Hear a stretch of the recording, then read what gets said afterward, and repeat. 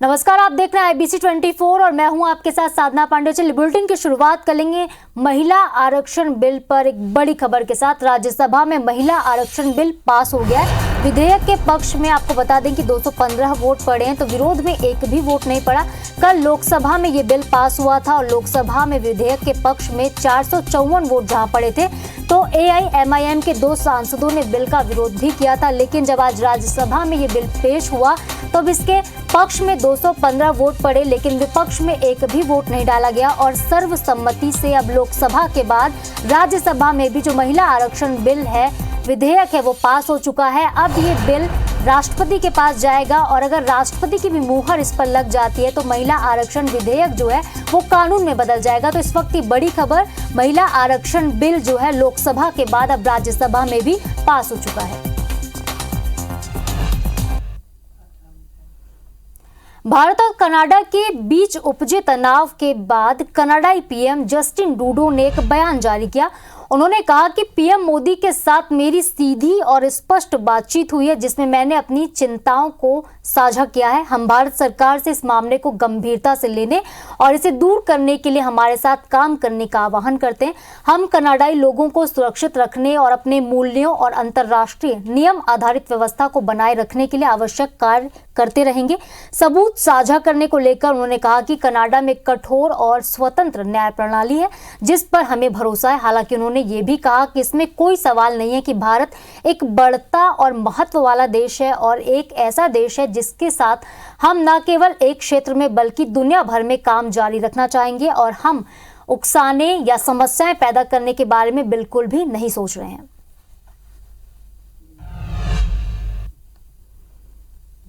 अगली खबर भिलाई से है। भिलाई में आज महिला समृद्धि सम्मेलन का आयोजन हुआ। इस कार्यक्रम में प्रियंका गांधी, CM भूपेश बघेल, प्रदेश के प्रभारी कुमारी शैलजा, PCC चीफ दीपक वैद समेत दूसरे कई बड़े नेता भी शामिल हुए। इस दौरान प्रियंका गांधी ने कार्यक्रम में लगे स्टॉल में सरकार की योजनाओं को देखा। प्रियंका ने बच्चियों के साथ सुआ नृत्य भी किया, उसके साथ एक सेल्फी भी ली। इस दौरान प्रियंका गांधी ने केंद्र पर हमला बोलते हुए कहा कि केंद्र सरकार महंगाई और जनता की समस्याओं पर कोई जवाब नहीं देती। PM मोदी केवल अपने और अपने मित्रों पर खर्च करते हैं। साथ ही उन्होंने ये भी कहा कि कांग्रेस की सरकार जनता के हित के लिए काम करती है, जबकि केंद्र की मोदी की नीतियां संपत्तियों को बेचने वाली हैं। छत्तीसगढ़ महतारी के एक हाथ में छत्तीसगढ़ी संस्कृति का कलश है तो दूसरे हाथ में विज्ञान और तकनीक का ब्रह्मास्त्र भी है। और जो हमारी संस्कृति है, हमारे असूल हैं, जिस पर अगली पीढ़ी का भविष्य बनता है, वो भी महिलाएं बनाती हैं। हर परिवार ला हम ताकतवर बना सकन, ये हमार मन के प्रयास। और ओकरे साथ साथ रेली छुट्टी, ओकर बाद तीजा का अवकाश, महिला मला सम्मान दे के काम हमार सरकार के द्वारा। का भी हमार तीर्थ स्थल है, ऐतिहासिक धरोहर है, सब लोग सजाए संवारे के काम लगातार करते हैं। छत्तीसगढ़ और बस्तर में भारतीय जनता पार्टी की सरकार ने बस्तर को एक अजायब घर की तरह उन्होंने इसमें इस्तेमाल किया। एक समय बारूद की खुशबू आता था, लेकिन हमारी सरकार मुख्यमंत्री भूपेश बघेल के नेतृत्व में आज बस्तर वहां पे एक कॉफी का उत्पादन कर रहा है। बस्तर का महुआ आज लंदन जा रहा है और बस्तर का आज माइनर प्रोडक्ट देश और विदेश में धूम मचा रहा है। खंडवा के ओमकारेश्वर में आदि शंकराचार्य की 108 फीट ऊंची प्रतिमा का आज अनावरण CM शिवराज सिंह चौहान ने किया। भव्य समारोह में देश भर के संत भी शामिल हुए। मुख्यमंत्री की उपस्थिति में वैदिक रीति से 21 कुंडी हवन और पूजन की पूर्णाहुति भी की गई। इस दौरान CM शिवराज ने कहा कि जब नर्मदा सेवा यात्रा निकाली थी तब नर्मदा अष्टक की रचना करने वाले आदि गुरु शंकराचार्य के बारे में मैंने अध्ययन किया और संकल्प लिया था कि नर्मदा के तट पर एकात्मकता का संदेश देने वाले आदि गुरु का एकात्म धाम बनेगा। एकात्म धाम में आचार्य शंकर की बाल स्वरूप की 108 फीट की एकात्मकता की मूर्ति केवल एक प्रतिमा नहीं बल्कि ये ऊर्जा का एक ऐसा स्रोत है जहां से संपूर्ण विश्व मानवता के उत्थान के लिए गुरु ज्ञान प्राप्त करेगा। नर्मदा सेवा यात्रा जब ओमकारेश्वर आई तब यह विचार मन में आया कि आदि गुरु जिनके कारण भारत बचा हुआ है, भारत है इसलिए के आदि गुरु शंकराचार्य थे। अगर वो ना होते तो भारत सांस्कृतिक रूप से एक नहीं होता। आदि गुरु शंकराचार्य जी ने तो पूरब पश्चिम उत्तर दक्षिण चारों ओर से भारत को जोड़ दिया। तो खंडवा के ओमकारेश्वर में पूरे रीति रिवाज के साथ आदि गुरु शंकराचार्य की 108 फीट ऊंची प्रतिमा का अनावरण हो गया है और इस कार्यक्रम में संस्कृति मंत्री उषा ठाकुर भी शामिल हुई। कई बड़ी संख्या में संत भी मौजूद रहे। इस कार्यक्रम की रूपरेखा मध्य प्रदेश के संस्कृति विभाग ने ही तैयार की थी। कार्यक्रम के सफल आयोजन को लेकर इंदौर में प्रदेश की संस्कृति मंत्री उषा ठाकुर से खास बातचीत की हमारे संवाददाता रवि हेमराज सिसोदिया ने। हमारे साथ में मध्य प्रदेश की संस्कृति मंत्री उषा ठाकुर जी है। दीदी, आज अगर बात करें तो भारत के लिए आज का दिन स्वर्णिम अक्षरों में इतिहास में लिखा जाना है, क्योंकि अब सनातन धर्म की बात करें और देश जिस तरीके से विश्व गुरु बनने की कल्पना कर रहा है, उसको लेकर एक सपना साकार होता नजर आ रहा है। क्या कहेंगे इसको लेकर? आपने सत्य कहा बंधु कि आज का दिन मध्य प्रदेश के और भारत के इतिहास में स्वर्ण अक्षरों में लिखा जाएगा। आदि गुरु भगवान शंकराचार्य जी की 108 फीट ऊंची ये प्रतिमा सनातन की पावन परंपराओं का परचम फहराएगी। आने वाली पीढ़ियां सनातन के महत्व को समझते हुए अपनी जीवन शैली में उतारकर 21वीं शताब्दी का जगत गुरु भारत निर्माण करने में जुटेंगे। मध्य प्रदेश की संस्कृति मंत्री उषा ठाकुर जी, जिनका कहना है कि एकात्म धाम और स्टैच्यू ऑफ वननेस के बनने के बाद सनातन धर्म को लेकर बहुत बड़े स्तर पर प्रचार प्रसार होगा और देश जो है विश्व गुरु बनने की और तेजी से अग्रसर हो रहा है। कैमरा पर्सन अखिलेश जायसवाल के साथ रवि हेमराज सिसोदिया, ओमकारेश्वर। मध्य प्रदेश में बीजेपी की जन आशीर्वाद यात्रा लगातार जारी है। यात्रा में बीजेपी के प्रदेश के दिग्गज नेता शिरकत कर रहे हैं। यात्रा में उमड़ रही भीड़ से बीजेपी के नेता बेहद खुश हैं। उत्साहित बीजेपी नेता कांग्रेस को जमकर कोस भी रहे हैं। रायसेन, देवास और नर्मदापुरम में भी जन आशीर्वाद यात्रा में बीजेपी नेताओं ने कांग्रेस पर जमकर निशाना साधा। जन समर्थन मिल रहा है। इस जन समर्थन के आधार पर हम कह सकते हैं कि भारी बहुमत के साथ मध्य प्रदेश में भारतीय जनता पार्टी की सरकार बन रही है। कि आने वाले समय में भारतीय जनता पार्टी की सरकार 2/3 बहुमत से बनेगी, क्योंकि जो आपका प्यार उत्साह मैं देख रहा हूँ ये कोई सामान्य नहीं है। आज जन आशीर्वाद यात्रा को देवास में जो जनता ने प्यार दिया और जो आशीर्वाद दिया, उससे पूरी देवास की जनता को मैं धन्यवाद देना चाहती हूँ हृदय से। जिस तरह से लोगों ने घर से बाहर निकल के सबका स्वागत किया। राहुल गांधी जाते हैं विदेश में और वहां जाके कहते हैं कि प्रधानमंत्री के नेतृत्व में इस देश में लोकतंत्र को खतरा है। वो अपमान करते हैं, लेकिन हमारे नेताओं का हृदय कितना बड़ा है ये भी देखिए कि आदरणीय मोदी जी उनको माफ करते हैं। मध्य प्रदेश में चुनावी साल होने के कारण बीजेपी और कांग्रेस में अब आरोप प्रत्यारोप का दौर लगातार जारी है। आज भोपाल में प्रेस कॉन्फ्रेंस कर कांग्रेस के मीडिया समन्वयक अभय दुबे ने सरकार पर नर्सिंग घोटाले का आरोप लगाया। अभय दुबे ने दावा किया है कि एमपी में राजनीतिक संरक्षण में 100 से ज्यादा नर्सिंग कॉलेज खोले गए हैं। भारतीय जनता पार्टी की सरकार ने मध्य प्रदेश के युवाओं के भविष्य में अंधियार कर दिया है। वो चाहे व्यापक का घोटाला हो, चाहे वो पटवारी भर्ती परीक्षा हो, चाहे ये नर्सिंग कॉलेज का फर्जीवाड़ा हो। उच्च न्यायालय को ये तक कहना पड़ा कि राजनीतिक संरक्षण से छद्म कॉलेजेस संचालित किए जा रहे हैं। अगली खबर हटा से। हटा के चंडी माता मंदिर से बीजेपी की जन आशीर्वाद यात्रा का शुभारंभ किया गया। मंत्री हरदीप सिंह डंग ने चंडी मंदिर में पूजा अर्चना की। इस दौरान मंत्री ने युवा मोर्चा के रथ को भी हरी झंडी दिखाकर जन आशीर्वाद यात्रा पर रथ वे सवार भी हुए। मंत्री ने चंडी मंदिर में पत्रकारों से बातचीत करते हुए कहा कि मोदी जी के नेतृत्व में भारत को दुनिया भर में पहचान मिली है। उसी के परिणाम स्वरूप जन आशीर्वाद यात्रा पूरे गर्मजोशी से मध्य प्रदेश में निकाली जा रही। जन आशीर्वाद यात्रा का अधिकार उन्हीं को है जो काम करते हैं।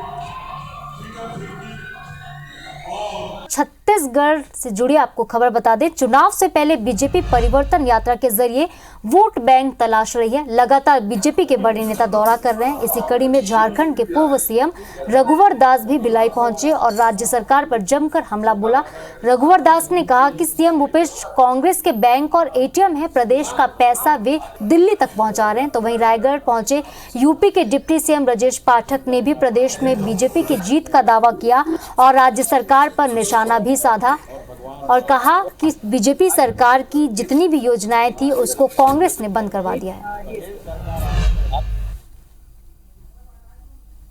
मैंने परिवर्तन यात्रा में भी महसूस किया। जो हमारे कार्यकर्ता जितनी उत्साहित हैं, जनता से भी मैंने मिला, सब लोग कह रहे हैं कि परिवर्तन का हवा चल पड़ा। जिस ढंग से सभी जाति धर्म संप्रदाय के लोग अपना समर्थन दे रहे हैं, आशीर्वाद दे रहे हैं, बड़ी संख्या में सम्मिलित हो रहे हैं, मैं दावे के साथ कह सकता हूं कि छत्तीसगढ़ में परिवर्तन की बयार चल रही है और भारतीय जनता पार्टी प्रचंड बहुमत से आएगी। कांग्रेस पार्टी भ्रष्टाचार के दलदल में डूबी हुई पार्टी है और उन्होंने छत्तीसगढ़ के लिए कुछ किया नहीं है। झारखंड के पूर्व मुख्यमंत्री रघुवर दास गुरुवार को पाटन भी पहुंचे और बीजेपी की परिवर्तन यात्रा में भी शामिल हुए। इस दौरान रघुवर दास ने कांग्रेस पर जमकर निशाना साधा। उन्होंने कहा कि प्रदेश की जनता कांग्रेस की भ्रष्टाचार, घोटाले और लुटेरी सरकार से अब निजात पाना चाहती है, इसलिए जनता परिवर्तन यात्रा में बढ़ चढ़कर हिस्सेदारी निभा रही है। तो छत्तीसगढ़ की जनता छत्तीसगढ़ को लूटने के लिए कांग्रेस को उखाड़ फेंकेगी और विकास और सुशासन के प्रति समर्पित आदरणीय मोदी जी के नेतृत्व में डबल इंजन की सरकार इस विधानसभा चुनाव में बनाएगी ताकि छत्तीसगढ़ की जनता को डबल बेनिफिट मिल सके। उधर कोरबा पहुंचे यूपी के deputy CM Brajesh Pathak BJP की परिवर्तन यात्रा में शामिल हुए और कांग्रेस पर जमकर निशाना साधा। ब्रजेश पाठक ने कहा कि छत्तीसगढ़ की सरकार ने प्रदेश वासियों को लूटने का काम किया है। राज्य सरकार ने आमजन के शौचालय, आवास भी छीने हैं। इस दौरान उन्होंने जल्द ही बीजेपी से प्रदेश में मुख्यमंत्री का चेहरा घोषित करने का दावा भी किया। परिवर्तन यात्रा में जिस ढंग से जाति धर्म संप्रदाय से ऊपर जनमानस का जुड़ाव हो रहा है, लोग आ रहे हैं जनसभा में, परिवर्तन यात्रा में शामिल हो रहे हैं, मैं कह सकता हूं कि यहां भारतीय जनता पार्टी की प्रचंड बहुमत की सरकार बनेगी। और ये दावा इसलिए है कि कांग्रेस पार्टी की भूपेश बघेल की सरकार ने भ्रष्टाचार किया है। रायपुर में बीजेपी के प्रदेश अध्यक्ष अरुण साव ने कांग्रेस के महिला समृद्धि सम्मेलन को लेकर हमला बोला और कहा कि कांग्रेस कितने भी सम्मेलन क्यों न कर ले, उन्हें फायदा नहीं मिलने वाला है। एक तरफ केंद्र की भाजपा सरकार है जो लगातार महिलाओं और बेटियों के विकास और उनके सशक्तिकरण की दिशा में काम करती है, तो वहीं दूसरी तरफ राज्य की कांग्रेस सरकार है जो कि महिलाओं पर हो रहे अपराध को रोकने में नाकाम साबित हो रही है।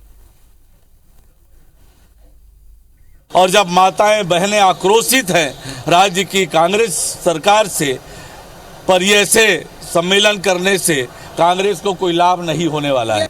उत्तर प्रदेश में जैसे जाके बोलती हैं लड़की हूं, लड़ सकती हूं, तो छत्तीसगढ़ के माताओं और बहनें लड़कियों के लिए भी वो लड़ने का काम करें। महिला आरक्षण बिल को लेकर डिप्टी सीएम टीएस सिंहदेव ने एक बयान दिया और इस बिल को खोखला करार दिया और कहा कि 2029 में भी ये बिल लागू हो जाएगा तो अच्छी बात होगी। जनगणना जब तक नहीं होगी तब तक समझा जा सकता है कि बीजेपी सिर्फ अपने फायदे के लिए इसे लेकर आ रही है। तो वहीं उम्मीदवारों के ऐलान को लेकर डिप्टी सीएम ने कहा कि कांग्रेस भाजपा की तरह जल्दबाजी नहीं करेगी। मंथन और विचार विमर्श के बाद ही चुनाव के लिए प्रत्याशियों के नामों का ऐलान होगा। तो उधर चुनाव लड़ने के सवाल पर सिंहदेव ने कहा कि जो पार्टी जिम्मेदारी देगी उसे वे स्वीकार करेंगे। केंद्र सरकार ने जो बिल लाया, क्या ये ठग बुद्धि नहीं है?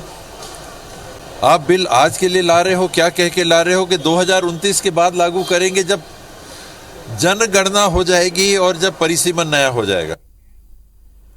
सीजीपीएससी 2022 के परीक्षा परिणाम पर कुछ अभ्यर्थियों ने सवाल उठाए। अभ्यर्थियों ने ओबीसी वर्ग में कम नंबर वालों को इंटरव्यू में बुलाने और ज्यादा अंक वालों को कॉल लेटर जारी नहीं करने का आरोप लगाया। तो वहीं एक दूसरे मामले में हाईकोर्ट ने सीजीपीएससी के रवैये पर नाराजगी जाहिर की और कोर्ट ने पीएससी को फटकार भी लगाई।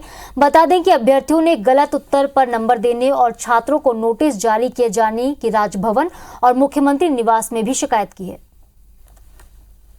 मैंने पीएससी 2022 की परीक्षा दी थी और मेंस आंसर शीट आने के बाद ये पता चला है कि उसमें मेरे अंक 771.5 थे, जबकि इंटरव्यू कॉल जिस लास्ट कैंडिडेट को आया था उसके नंबर 719 थे। तो ये चिंता का विषय है कि इतने अधिक नंबर रहने के बाद भी मुझे क्यों इंटरव्यू में नहीं बुलाया गया है। तो मैं पीएससी से ये अपील करना चाहूँगा कि अगर किसी प्रकार की कुछ त्रुटि है तो उसे ठीक करें और मुझे इंटरव्यू देने का मौका प्रदान करें। धन्यवाद। सरकार से इतना ही निवेदन करते हैं कि दूध का दूध और पानी का पानी करें। सही है तो सही हो और गलत है तो उसके ऊपर कार्रवाई हो। कि इससे बहुत सारे ऐसे जो स्टूडेंट्स हैं जिनके रैंक पीछे हो गए हैं, मतलब वो आगे आ सकते थे क्योंकि उनके मार्क्स पीछे हो गए हैं, और बहुत मतलब जो घपला हुआ है, जिनको नहीं आना था वो आगे आ गए टॉप। जबलपुर हाईकोर्ट ने प्रदेश के सभी नर्सिंग कॉलेजों की सीबीआई जांच के आदेश दे दिए। हाईकोर्ट ने सीबीआई को 3 महीने में अपनी जांच पूरी कर रिपोर्ट पेश करने का आदेश भी दिया है। हालांकि हाईकोर्ट की ग्वालियर बेंच पहले ही प्रदेश के 364 नर्सिंग कॉलेजों की सीबीआई जांच के आदेश दे चुकी थी, लेकिन अब जबलपुर हाईकोर्ट ने इस दायरे में प्रदेश के 665 कॉलेजों को ला दिया। बता दें कि ग्वालियर हाईकोर्ट में लंबित याचिकाओं को हाईकोर्ट ने जबलपुर स्थित मुख्यपीठ में ट्रांसफर कर दिया था और अब हाईकोर्ट ने सभी नर्सिंग कॉलेजों की सीबीआई जांच के आदेश जारी कर दिए हैं। जांजगीर चांपा की नगर पालिका अकलतरा के 6 कर्मचारियों को सीएमओ ने बर्खास्त कर दिया। इन कर्मचारियों का नियमों के खिलाफ नियमितीकरण किया गया था। आज पीआईसी की हुई मीटिंग के बाद सीएमओ ने बर्खास्त करने की ये कार्रवाई की। बता दें कि दैनिक वेतनभोगी कर्मचारी नंद कुमार यादव, कल्याण दास, प्रमोद चंद कुर्रे, रामरतन यादव, श्रीकांत दुबे और शरद लाल ने नियमितीकरण तत्कालीन सीएमओ राजेश गुप्ता के कार्यालय में नियमों को ताक पर रखकर किया था। कार्यालय के 6 नियमित कर्मचारियों के ऊपर सेवा समाप्ति की कार्रवाई की गई है, क्योंकि इनकी जो नियमितीकरण की कार्रवाई की गई थी वो नियम विरुद्ध जाकर की गई थी, जिसके संबंध में हमें शासन से निर्देश प्राप्त हुए थे। शासन के निर्देश के उपरांत हमने पीआईसी में प्रस्ताव करके इनके ऊपर आज कार्रवाई की है। अगली खबर कोंडागांव से है। वन परिक्षेत्र नारंगी के तत्कालीन रेंजर ललित दुबे समेत 4 लोगों को 3-3 साल की सजा सुनाई गई है। साथ ही कोर्ट ने जुर्माना भी लगाया। दरअसल रेंजर ललित दुबे, वनकर्मी लुदरू राम सूर्यवंशी, सुनील चंद्र मिश्रा और ठेकेदार नारायण देवांगन ने पर्यटन वाटिका निर्माण कार्य में भ्रष्टाचार करते हुए 2,47,200 रुपए का गबन किया। आरोपियों के खिलाफ कोतवाली थाने में 2 मार्च 2014 को एफआईआर हुई थी, जिसके बाद आज एक कोर्ट ने फैसला सुनाया है। विवेचना के दौरान पाया गया कि यह व्यक्ति जो है, जिसके नाम से बिल बनाया गया था, उसकी मृत्यु कार्य किए जाने से पूर्व ही हो चुकी थी। इसका फर्जी हस्ताक्षर जो है इसके मृतक के भतीजे, जो सह आरोपी है नारायण देवांगन, इनके द्वारा किया गया था। इसमें माननीय न्यायिक मजिस्ट्रेट प्रथम श्रेणी के द्वारा निर्णय पारित किया गया, जिसमें सभी चारों आरोपियों को 3-3 वर्ष का सश्रम कारावास और 2-2 हजार रुपए का जुर्माना किया गया है। महू से रतलाम जाने वाली ट्रेन में एक मां 1 दिन के बच्चे को छोड़कर चली गई। जैसे ही जीआरपी पुलिस को इस पूरे मामले की जानकारी लगी तो जीआरपी पुलिस ने उस बच्ची को रिकवर किया और अस्पताल में भर्ती करा दिया। फिलहाल पुलिस पूरे मामले की जांच में जुट गई। रेलवे स्टेशन पर लगे सीसीटीवी कैमरे भी खंगाले जा रहे। जीआरपी की एडिशनल एसपी का कहना है कि बच्ची की हालत फिलहाल सामान्य है, अस्पताल में उसका इलाज चल रहा है।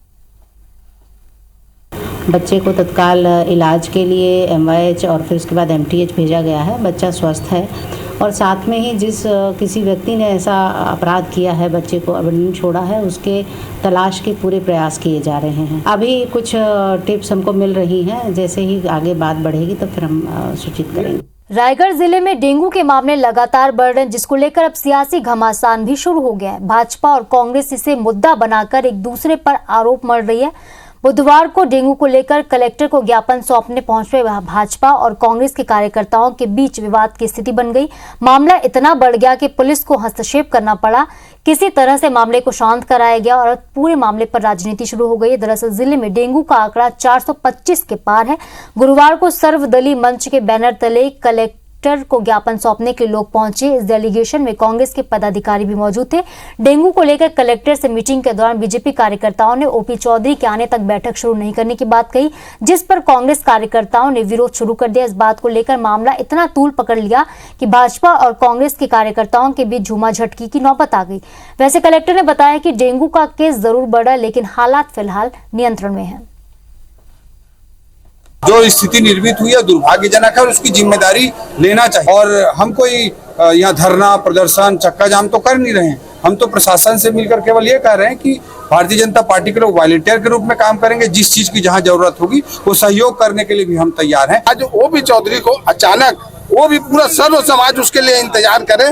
ये एक राजनीति ही था, इसका विरोध हम लोगों ने किया है। कुछ कंफ्यूजन हो गया था उनके बीच में आपस में, जिसे हमारी और हमारी टीम के द्वारा समझाइश देने पर बारी बारी से कलेक्टर सर के पास जाकर अपना ज्ञापन और अपनी बातें उन्होंने रख दी और उसके बाद जो है पीसफुली यहाँ से लोटेड होकर सब लोग डिस्पर्स हो गए। दल हमने वार्ड स्तर पे गठित किया है और वो दल हर घर जाकर लोगों को इस बात के लिए अवेयर करेगा कि डेंगू और बाकी बीमारियों से कैसे बचा जाए, और उसी के लिए हमने ये आज बैठक रखी थी।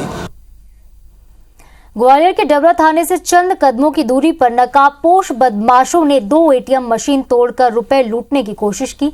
बैंक का नकाबपोश बदमाश न हथौड़े से मशीन तोड़ पाए, ऐसे में वे नाकामयाब रहे। जब अलार्म बज गया तब बदमाश भाग भी निकले। बदमाश की हरकत एटीएम के अंदर लगे सीसीटीवी में कैद हो गई है। हाँ, डबरा में एटीएम में तोड़ने का प्रयास किया गया, उस पर से अपराध पंजीबद्ध किया गया है।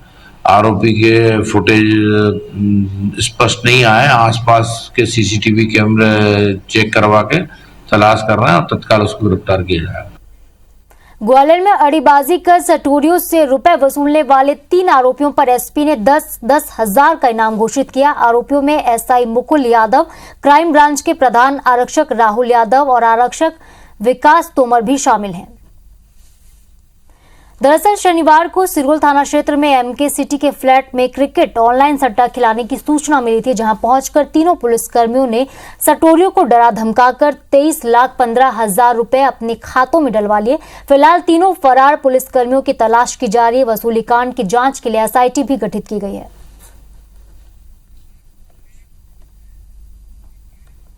और इसके साथ ही सिटी लाइट के बुलेटिन में इतने। आप देखते रहे IBC 24। नमस्कार।